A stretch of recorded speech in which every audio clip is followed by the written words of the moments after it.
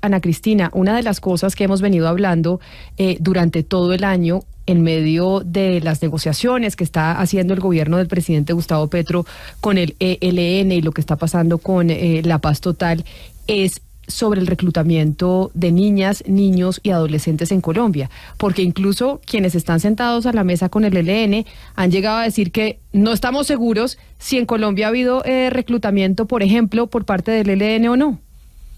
Sí, Camila, y uno se pregunta mucho, o damos muchas noticias sobre cuántos niños están reclutando, pero poco nos preguntamos sobre qué pasa con esos niños que salen del reclutamiento, es decir, qué pasa el reclutamiento, los sacan del reclutamiento y los ponen en un programa de reintegración.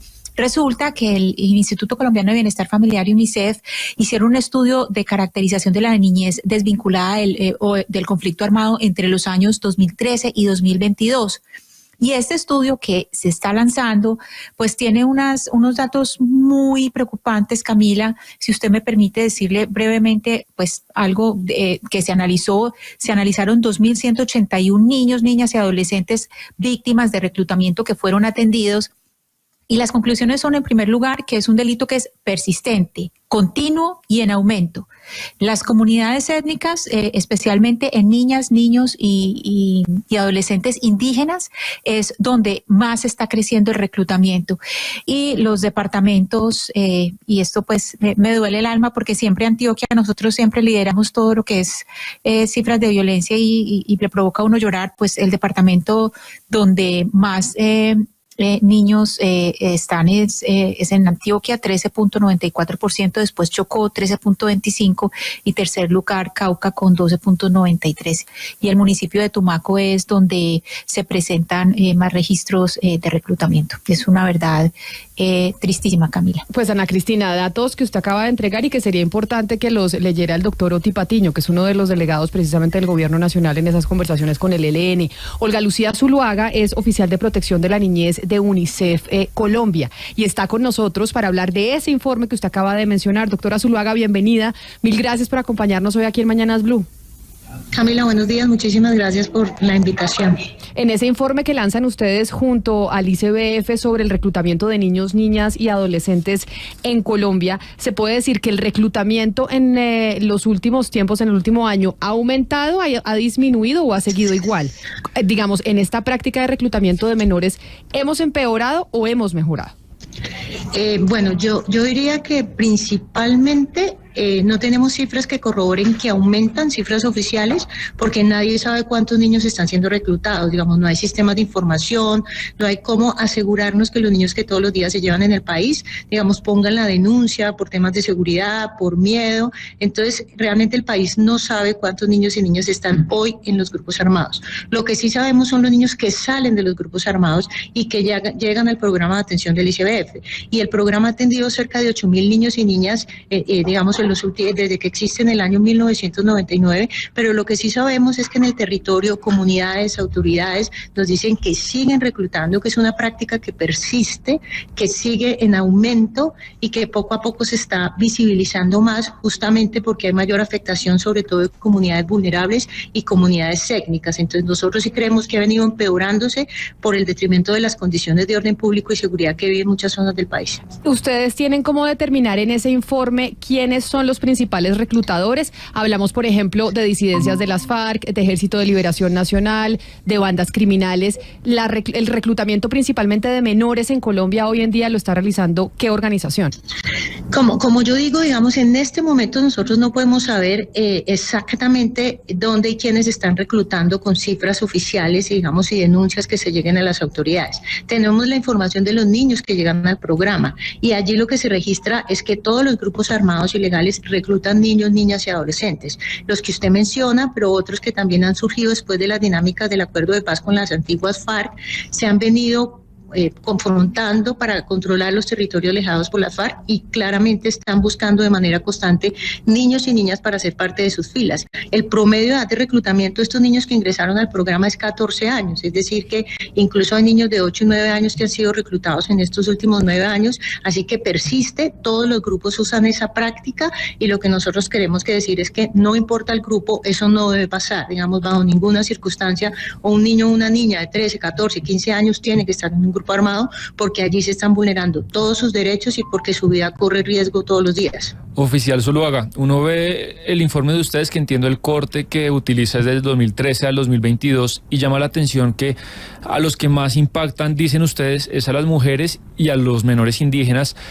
Y quería preguntarle por qué, porque en la historia de los conflictos armados en Colombia y en el mundo, pues quienes casi siempre participan son hombres. Pero esto que está pasando en Colombia, ¿por qué?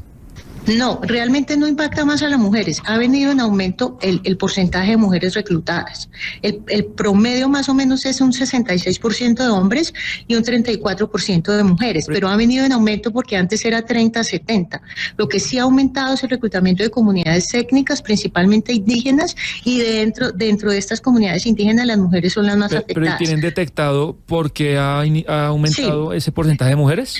Pues realmente lo que nosotros hemos visto es que el reclutamiento evidentemente afecta a las comunidades más vulnerables, las comunidades indígenas que han sido desplazadas por el conflicto armado, que viven en zonas de cultivos ilícitos, que tienen menos mecanismos de protección y más problemas de acceso a servicios, a educación y a salud, pues son comunidades muy vulnerables al reclutamiento. En el caso de las mujeres y las niñas, son, nos cuentan muchos casos de niñas que son engañadas o que usan técnicas de enamoramiento para engañarlas y llevarlas al grupo, donde no solo combaten, sino que también son víctimas permanentes de violencia sexual y que son usadas en algunos casos justamente para ejercer violencia sexual contra ellas. Entonces yo creía que tiene que ver mucho con la vulnerabilidad que tienen estas comunidades y estas poblaciones, y hay un hecho que ratificamos con el estudio, y es que antes del reclutamiento estamos enfrentándonos a comunidades que ya tienen una vulneración de sus derechos, es decir, que tienen problemas de acceso a educación, de acceso a salud, que tienen violencia intrafamiliar en sus casas, que son víctimas de violencia sexual, que están trabajando en cultivos ilícitos. Entonces la situación de los niños y niñas que son reclutados empiezan incluso desde el momento cero en que sus derechos no son garantizados, y esto facilita que los grupos armados los engañen, los presionen y los forcen a ingresar a sus filas. Señora Zuluaga, en ese sentido de lo que usted nos está contando, ¿qué tipo de tareas les asignan a los niños, niñas y adolescentes en estos grupos? Y una vez ustedes los reciben o son recibidos para atenderlos, ¿cómo se les atiende según la tarea distinta a la que hayan sido destinados? Desafortunadamente los grupos armados, digamos que no tienen unas políticas que asignen tareas distintas de acuerdo a la edad. Los niños y niñas reclutados, que además son víctimas en cualquier circunstancia, son obligados a hacer cualquier tipo de tareas, desde cocinar o ranchar, digamos, en los campamentos donde están, hasta armar minas antipersonal, cuidar secuestrados, patrullar, participar en combates. Digamos que el riesgo es muchísimo mayor porque justamente es una población más vulnerable y que está más expuesta a los peligros que implica pertenecer a un grupo armado y además exponerse a los peligros de la guerra a los 13 o 14 años. El programa del ICBF, que es la entidad que está a cargo de atender a los niños que salen allí, reciben a los niños por dos vías, bien sea porque se escapan o huyen del grupo armado cuando sienten que su vida está corriendo riesgos, o porque son rescatados en operaciones militares o en combates. Ellos entran a un programa del ICBF que se llama el Programa de Restablecimiento de Derechos, y aquí lo que se hace es restablecer los derechos que perdieron durante su pertenencia al grupo, el derecho a la educación, el derecho a la salud, el derecho a estar con sus familias, y sobre todo empiezan a recibir una atención psicosocial, porque el impacto que la guerra ha tenido en estas personas menores de edad es muy alto y requieren, digamos, un acompañamiento psicosocial para poder reintegrarse de manera protectora a esa sociedad donde fueron sacados y expulsados por distintas circunstancias. Doctora Zuluaga, escucharla y conocer los detalles de este informe que hace UNICEF y hace el ICBF sobre el reclutamiento de niños, niñas y adolescentes en Colombia es muy doloroso, y obviamente es como mostrarnos una realidad de lo que pasa con la niñez en nuestro país. Pero después de ese informe, que lo hacen en conjunto entre UNICEF y el ICBF, ¿qué se hace con el informe? Es decir, ¿cuáles son las políticas que se empiezan a implementar ya con estos datos que tenemos? Tenemos varias tareas. Digamos, la primera tarea es pedirle a los grupos armados que no recluten más. Esa es una práctica que vulnera completamente los derechos de los niños, niñas y adolescentes. Los niños de 14, 13 años tienen que estar en su casa, tienen que estar estudiando, tienen que estar creciendo, jugando, aprendiendo de la vida, desarrollando su potencial en medio de entornos seguros y protectores. La primera tarea es esa. La segunda es que todos los niños que han sido víctimas de reclutamiento tienen que ser entregados y tienen que salir de los grupos armados para empezar a recuperar esos años que perdieron en la la guerra. Y la tercera es seguir fortaleciendo los esfuerzos que se hacen en el país. El país tiene una política pública de prevención de reclutamiento que tiene que fortalecerse, que tiene que llegar a todos los territorios, porque el 70% de los reclutamientos se dan en zonas rurales, donde están, digamos, las vulnerabilidades más grandes de los niños y las niñas, donde hay falencias en educación, donde los niños no pueden llegar a estudiar y son más vulnerables al reclutamiento, donde si se enferman ellos o sus familias no pueden ir al hospital, y eso todo hace que se facilite el trabajo de los grupos armados. Entonces hay que seguir llevando la oferta institucional a esos territorios. Un niño que va a la escuela, que vive en condiciones que no es de pobreza, que no son víctimas de violencia intrafamiliar, que tiene oportunidad de desarrollarse, que tiene oferta de deportes, de cultura, es un niño que no tiene razones para irse a un grupo armado. Pero si siguen viviendo en unos entornos de vulneraciones, de riesgo, con la presencia de los grupos armados en su casa, con cultivos ilícitos como medio de vida de sus familias, pues los riesgos aumentan. Entonces hay que seguir fortaleciendo la oferta institucional, y hoy estamos aquí presentando los resultados a todas las entidades del Estado que tienen esa obligación. A mayor garantía de derechos, menores posibilidades de reclutamiento. Y tenemos también que seguir insistiendo en que esta práctica tiene que terminar en el país, y que las actuales negociaciones de paz tienen que poner sobre la mesa el tema de la niñez víctima de reclutamiento. Sin duda alguna. Doctora Olga Lucía Zuluaga, oficial de protección de la niñez de UNICEF en Colombia, mil gracias por estar con nosotros y por darnos estos detalles del informe que presentan hoy junto al Instituto Colombiano de Bienestar Familiar. Muchas gracias a ustedes, feliz tarde. Un saludo especial. Y lo que dice la doctora Zuluaga es una realidad, Ana Cristina. Una de las condiciones que debería haber, por lo menos de parte del gobierno nacional, a la hora de sentarse a la mesa con grupos al margen de la ley, es freno al reclutamiento de menores.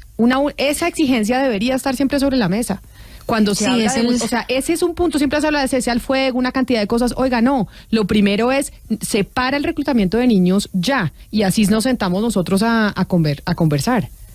Sí, además que eso es coherencia con las leyes y con la Constitución, Camila, porque los derechos de los niños son prevalentes. En este sentido es muy preocupante, y es además muy importante que se hagan este tipo de estudios, porque recordemos hace años que ocurrió el páramo de Berlín, que ocurrió toda la toma del páramo de Berlín, que tantos niños fueron asesinados y otros tantos fueron después atendidos por el Instituto Colombiano de Bienestar Familiar, y después retornaron otra vez a la guerrilla. Es decir, después de que ya los habían atendido, otra vez retornaron, y es precisamente porque no se les dio la atención de la que nos está hablando la señora Zuluaga, que precisamente no es solamente esas condiciones de que están en lugares que son apartados de centros de poder, sino que la falta de presencia efectiva del Estado los convierte en niños de suprema vulnerabilidad.